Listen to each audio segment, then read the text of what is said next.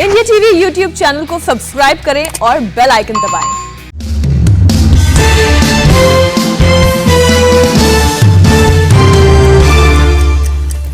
अफगानिस्तान में मौत का खेल खेलने वाले तालिबान की पार्टी की तस्वीर सामने आई। दावत उड़ाते दिखे तालिबानी। अफगानिस्तान में दहशत के असली रंग दिखाने लगा है तालिबान। मज़ार शरीफ में इब्न अल वलीद पार्क को जलाकर खाक किया। पार्क को खाक करने से पहले तालिबानी लड़ाकों ने झूले का लुत्फ उठाया। मज़ार शरीफ के पार्क का सामने आया वीडियो।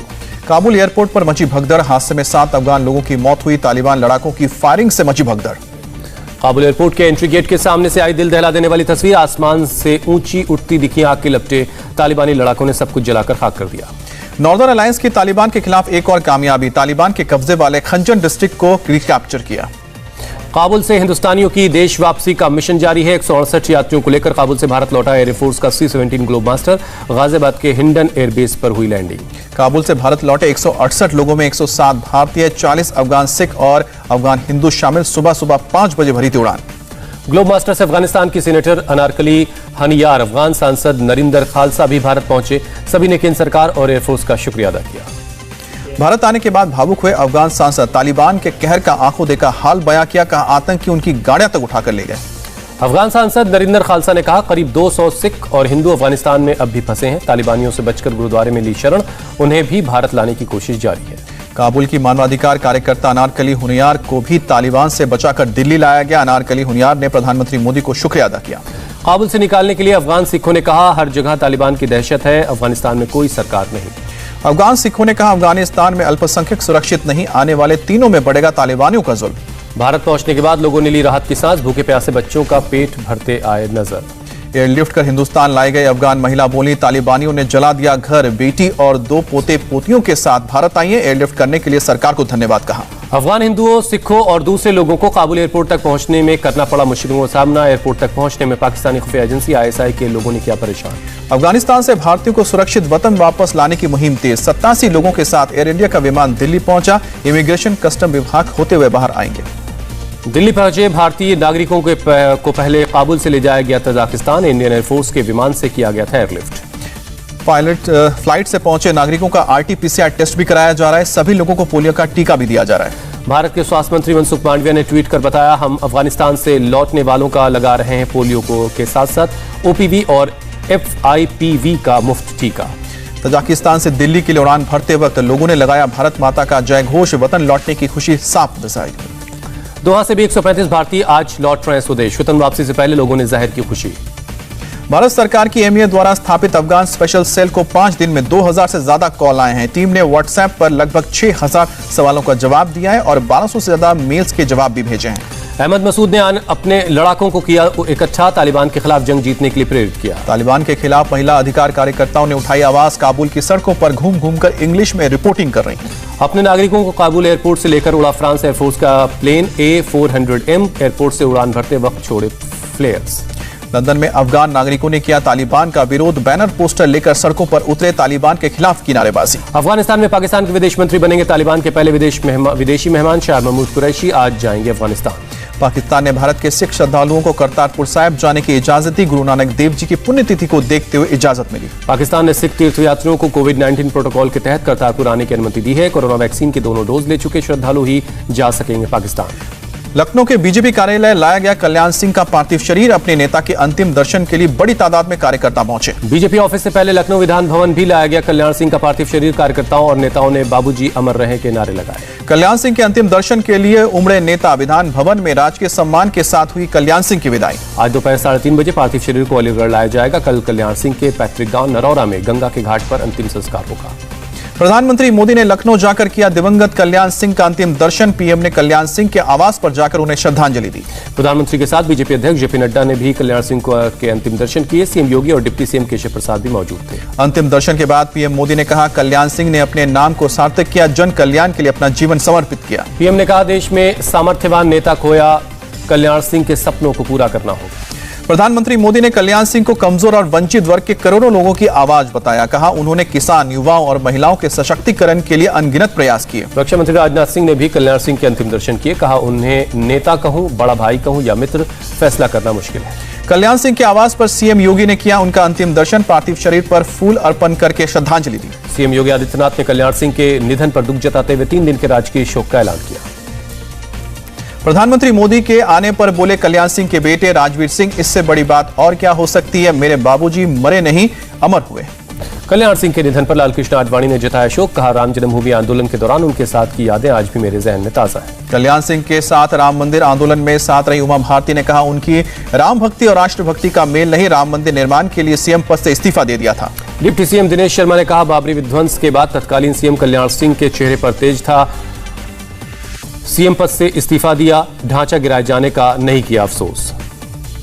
कल्याण सिंह के निधन को डिप्टी सीएम केशव प्रसाद मौर्य ने बताया व्यक्तिगत क्षति। कहा बाबूजी अपने सक्रिय राजनीतिक जीवन में हमेशा कर्तव्य के पथ पर डटे रहे। बीएसपी सुप्रीमो मायावती ने पूर्व सीएम को श्रद्धांजलि दी। कहा कल्याण सिंह के निधन पर हमारी पार्टी गहरा दुख प्रकट करती है।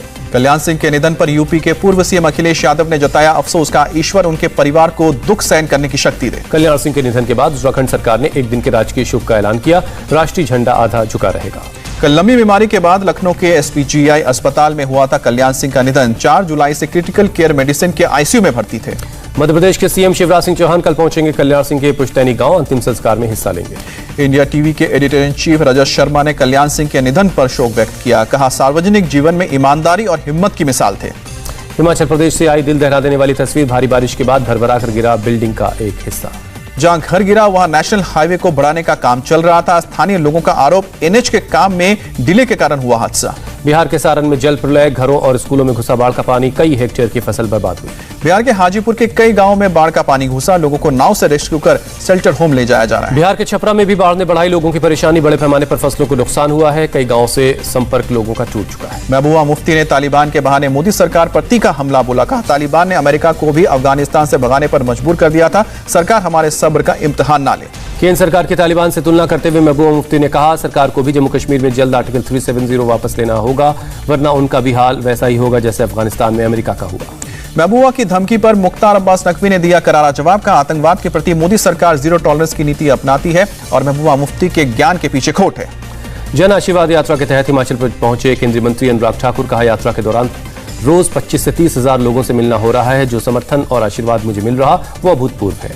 अनुराग ठाकुर ने कहा प्यार मिलने के पीछे प्रधानमंत्री नरेंद्र मोदी की जनता के हित में नीतियां और जन कल्याणकारी सोच शामिल है। अनुराग ठाकुर बोले धर्मशाला में खेल सुविधाओं को बेहतर बनाने और खेल आयोजनाओं की संख्या बढ़ाने की कोशिश करेंगे। ला गणेशन ने मणिपुर के नए राज्यपाल का पदभार संभाला। राष्ट्रपति रामनाथ कोविंद ने मणिपुर के गवर्नर की नियुक्ति की। कल से शुरू होगा उत्तराखंड विधानसभा का सत्र। कोरोना के कारण 2 ग्रुप में बैठाए जाएंगे विधायक। 71 विधायकों में से 40 विधानसभा के मेन एरिया में बैठेंगे और 31 विधायक कमरा नंबर 107 में बैठेंगे। 23 अगस्त को बूथ विजय अभियान शुरू करेंगे बीजेपी जेपी नड्डा। 27,000 से ज्यादा शक्ति केंद्रों पर मौजूद पार्टी कार्यकर्ताओं को संबोधित करेंगे। सीएम योगी आदित्यनाथ गोरखपुर से, डिप्टी सीएम केशव प्रसाद मौर्य प्रयागराज से और दिनेश शर्मा लखनऊ में बूथ विजय अभियान से जुड़ेंगे। दिल्ली में जंतर मंतर पर नारेबाजी मामले में पुलिस ने हिंदू आर्मी चीफ सुशील तिवारी को गिरफ्तार किया। पुलिस बीजेपी नेता अश्विनी उपाध्याय सहित 5 लोगों को पहले ही अरेस्ट कर चुकी है। लखनऊ का रहने वाला है सुशील। नारेबाजी के बाद से ही भागा हुआ था। दिल्ली पुलिस ने उत्तर प्रदेश से गिरफ्तारी की। रक्षाबंधन के मौके पर प्रधानमंत्री नरेंद्र मोदी ने ट्वीट किया सभी देशवासियों को रक्षाबंधन के पावन पर्व पर ढेरों शुभकामनाएं दी। पश्चिम बंगाल के कोलकाता में रक्षाबंधन पर दिखा पीएम मोदी का जबरदस्त क्रेज। पीएम के चेहरे वाली राखी की जमकर हुई सेल। भोपाल में मुख्यमंत्री शिवराज सिंह चौहान ने मनाया रक्षाबंधन। महिलाओं ने सीएम को बांधी राखी। केंद्रीय मंत्री अश्विनी वैष्णव ने ओडिशा में मनाया रक्षाबंधन। कालाहांडी में सिक्योरिटी गार्ड महिला ने अश्विनी वैष्णव को राखी बांधी। रक्षाबंधन के मौके पर बिहार के सीएम नीतीश कुमार ने बिहार वृक्ष सुरक्षा दिवस कार्यक्रम में हिस्सा लिया। राजधानी वाटिका में पीपल के पेड़ को राखी बांधी। मुरादाबाद में छात्राओं ने अनोखे अंदाज में मनाई राखी का त्योहार। पेड़ों को राखी बांधकर पर्यावरण को बचाने का मैसेज दिया। मध्य प्रदेश में 25 से 26 अगस्त को चलाया जाएगा mega vaccination campaign. CM Shivraj बोले टीकाकरण है कोविड का सुरक्षा चक्र।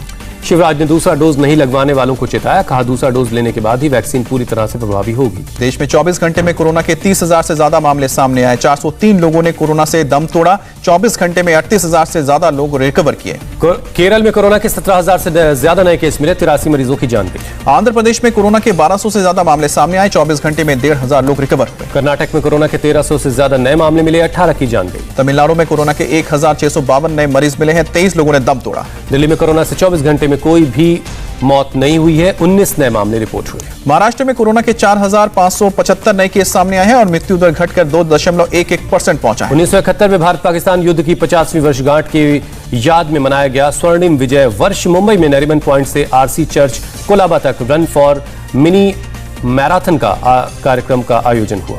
उज्जैन के महाकाल मंदिर में आज सुबह जल्द ही की गई भस्म आरती। महाकाल को बांधी गई राखी। पैंडेमिक के कारण श्रद्धालुओं को आने की इजाजत नहीं मिली। हरियाणा के गुरुग्राम में महिला की चाकू से मारकर हत्या, परिवार वालों ने सीढ़ियों से गिरना बताया मौत की वजह। पुलिस मामले की जांच में जुटी है। आंध्र प्रदेश के विशाखापट्टनम में पुलिस के हाथ लगी बड़ी कामयाबी। चोरों के कब्जे से 17 लाख कैश और 2 तोला सोना बरामद। महाराष्ट्र के ठाणे में आज सुबह लकड़ी के गोदाम में आग लग गई। घंटों की मशक्कत के बाद दमकल की टीम ने आग पर काबू पाया। ठाणे के मुमरा खाड़ी में बरामद शव की पहचान हुई। मृतक नौपाड़ा का रहने वाला एक ज्वेलर था। बिहार के मुजफ्फरपुर में मेले के दौरान पशु बलि रोकने पहुंची पुलिस की टीम पर हमला। पुलिस ने हवाई फायरिंग कर अपनी जान बचाई। इलाके में भारी संख्या में पुलिस बल तैनात है। ऑस्ट्रेलिया ने बनाया देश में वैक्सीनेशन का रिकॉर्ड। शुक्रवार को 3,10,000 लोगों को टीका लगाया गया। ऑस्ट्रेलिया में लॉकडाउन के खिलाफ प्रदर्शन, पुलिस के 7 लोगों की हुई झड़प। चीन के पूर्वी शंघाई में 5 नए केस मिलने से हड़कंप। इनमें 3 एयरपोर्ट के स्टाफ बताए गए। वियतनाम के होची मिन शहर में तेजी से बढ़ रहा है कोरोना, बचाव के लिए भेजनी पड़ी सेना। रूस के जंगलों में लगी भीषण आग बुझाने के लिए वाटर ट्रेल का इस्तेमाल किया जा रहा है। फायर फाइटर्स भी आग बुझाने में जुटे। अंडर 20 वर्ल्ड एथलेटिक्स चैंपियनशिप में भारत के अमित खत्री ने रचा इतिहास। 10,000 मीटर रेस वॉक में जीता सिल्वर मेडल।